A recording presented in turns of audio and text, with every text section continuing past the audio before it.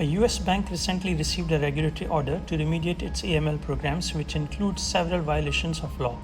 What degree of accountability is it possible for the bank's senior management and employees to face? You have to select one option out of the four. Option A, the bank's designated AML compliance officer and senior management may face personal liability if they failed to take actions while aware of AML violations at the bank.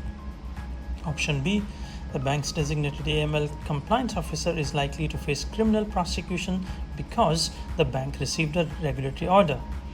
Option C, the bank's designated AML officer is the only individual in the company's senior management team that can face personal liability for violation of AML laws.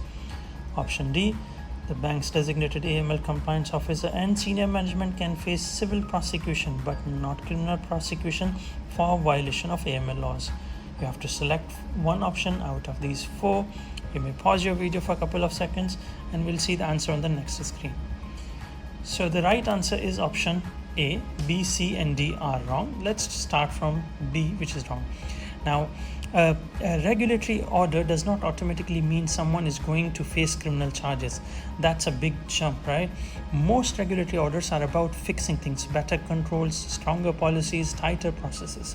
Criminal prosecution requires proof that someone knowingly and willfully broke the law. One does not automatically lead to that other one, okay? So option C is also wrong. This one tries to pull all the blame on one person, the compliance officer, but that's not how liability works. If a business head knew, if a CFO knew, if a board member knew and stayed quiet, they are all equally exposed. Accountability follows knowledge and authority, not a specific job title.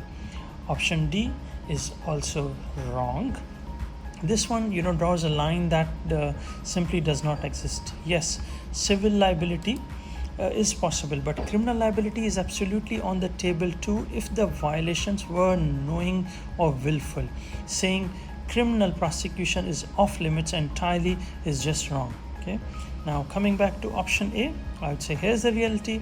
If you knew something was wrong and you had the authority to fix it and you choose to look the other way, you don't get to hide behind the institution. So regulators have made it very clear over the last several years that individuals get held accountable, not just the bank. The key word in this option is aware. If the compliance officer or senior management knew about the AML violation and still did not act, that's where the personal liability kicks in.